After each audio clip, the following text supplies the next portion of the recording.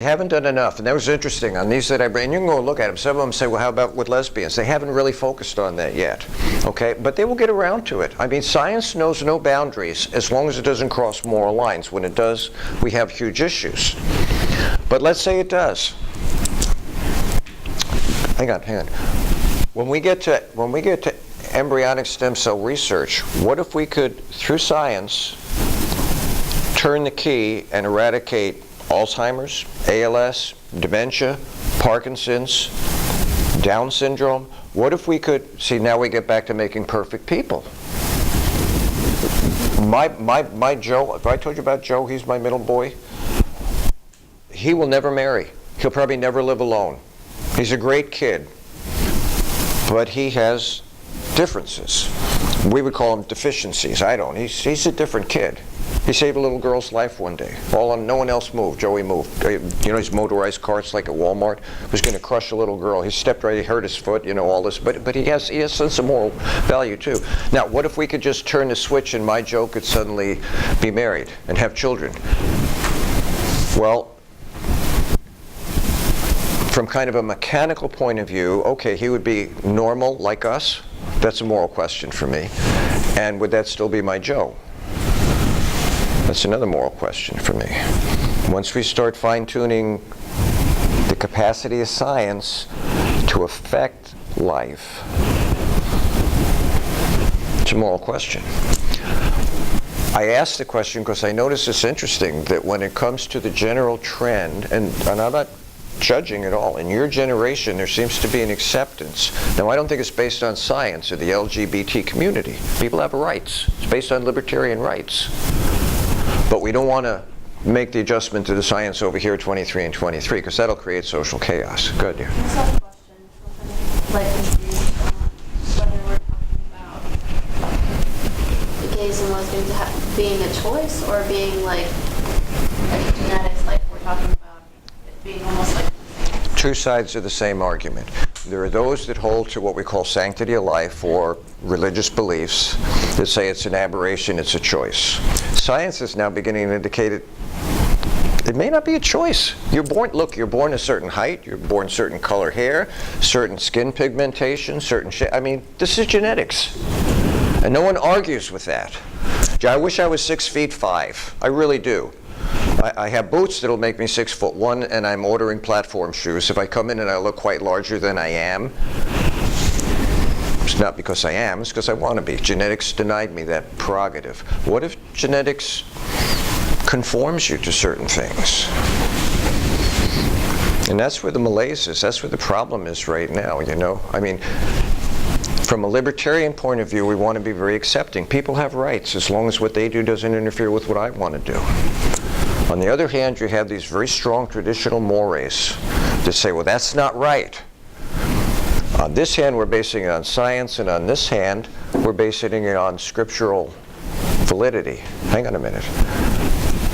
Did you follow the difference there? Okay, so this is the point I wanted to make, because we all want to be libertarians. Go back to John Locke. And John Locke said to the king, you got it wrong.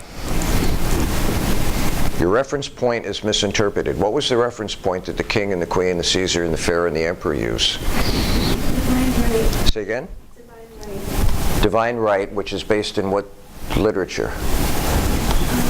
The Bible. Now John comes along and he says, you got the right source but the wrong interpretation. We're created by a divine source to have life, liberty, and the pursuit of happiness. And we all want to be libertarian, and the root of that thought goes back to a divine source. And the same divine source is used to say no LGBT, that's an aberration. It's interesting, isn't it? Isn't that a contradiction? That the same source can justify one type of life and condemn another? Well, we don't think it through that way, because we don't really comprehend the source of libertarian political philosophy. It's based on, frankly, in the Western world, on the Bible, old or new, or on the Koran. I mean, it's all there, people. And even in the Eastern world, there's divine references. Not science.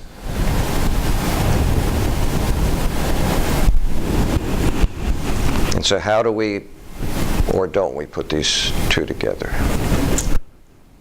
See, everybody objected to updating the definition 2323. It would create moral chaos, social chaos. I don't know if it would create moral chaos, but certainly create social chaos.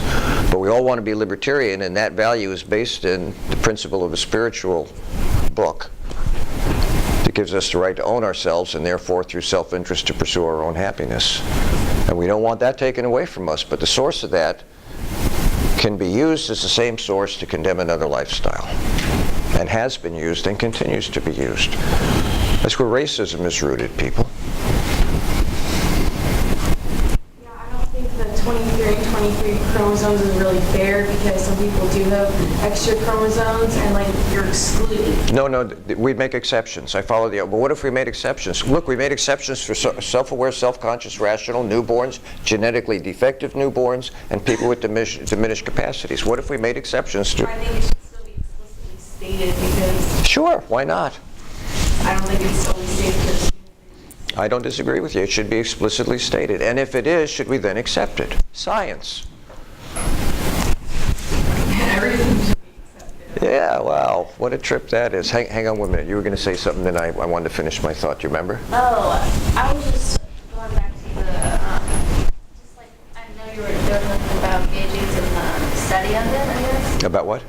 The study, like, Of what? gauging. Okay. Yeah, that's what this is explaining to us.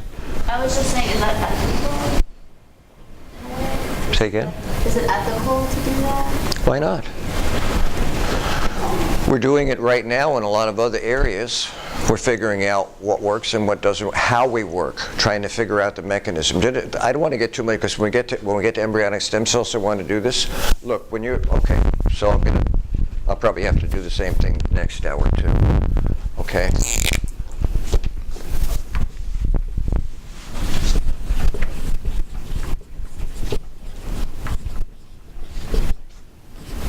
This is the blueprint of life, we think.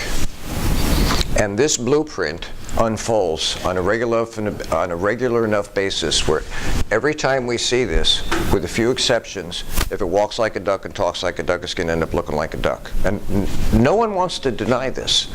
What we want to do, in our scientific wisdom, is unlock the blueprint so we can manipulate it. Get perfect people or whatever it is. What we do is we present the positive.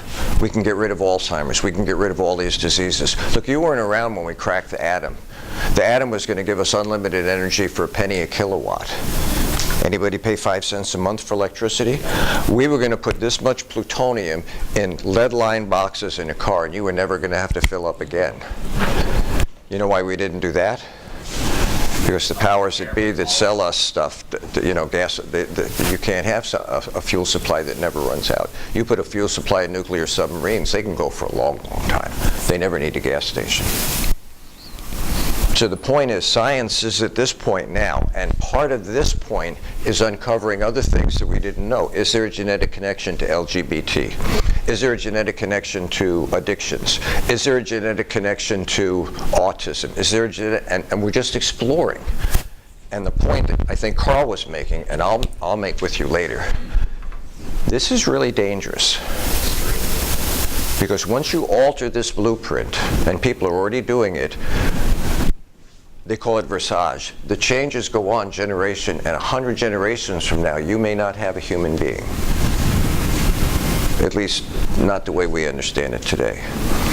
But there's so much hope behind it. People want to keep going. They want to keep going. They want to keep going. So my point was originally, if we accept science, and we've been going through this since the Age of Enlightenment, more and more we accept science. We're a little worried about it when it gets off the track.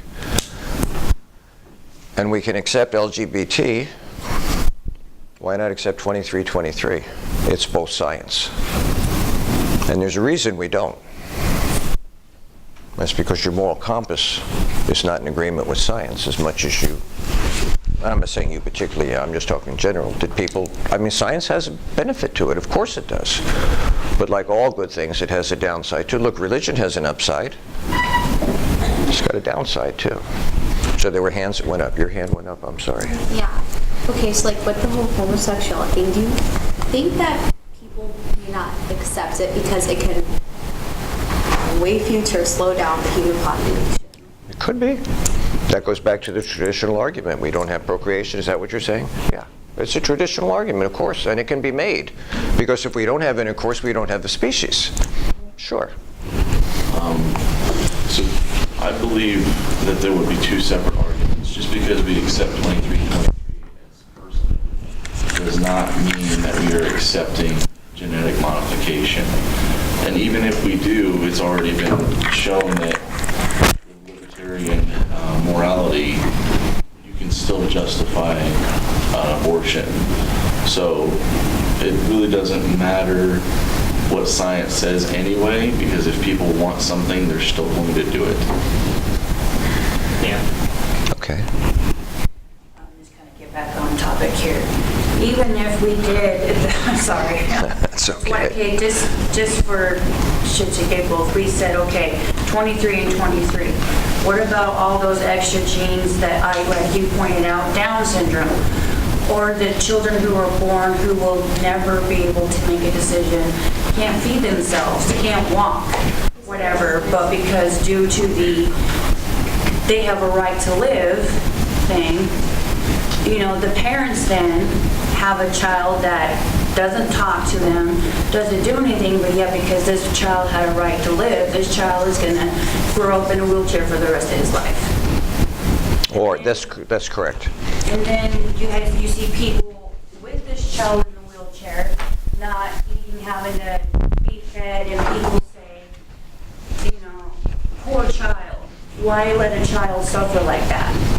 Well, it could have been prevented if you allowed, because medicine has advanced enough that at a certain point in a woman's pregnancy, it's a test every pregnancy one pregnant woman goes through, and they can determine whether or not the baby has Down syndrome or... With a little window of vulnerability, but you're right, absolutely. And we may get to a point socially where we decide that certain reproductions are not necessary or shouldn't be included in the food chain. Can you alter genetics after someone's born?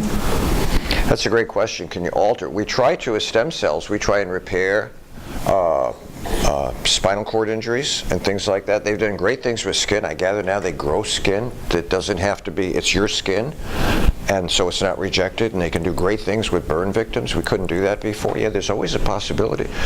Your organs won't reproduce after their own kind. I mean, when we get to this, I'll go in more detail when we get to embryonic stem cell research and the positive possibilities that can happen. We call it a cornucopia, it's a panacea out there. It can be an incredibly good thing. The problem is humans are doing it. And humans have this propensity to take the best of things and go down the road to hell real quickly with it.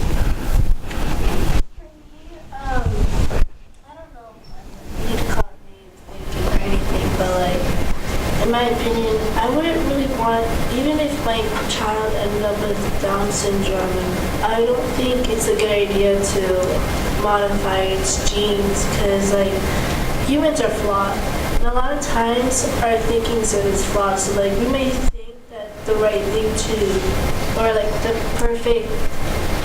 we may want to perfect our child before it's born with its genes, but it's not going to turn out that way because we're naturally flawed, and our perspective and our thinking can be flawed as well.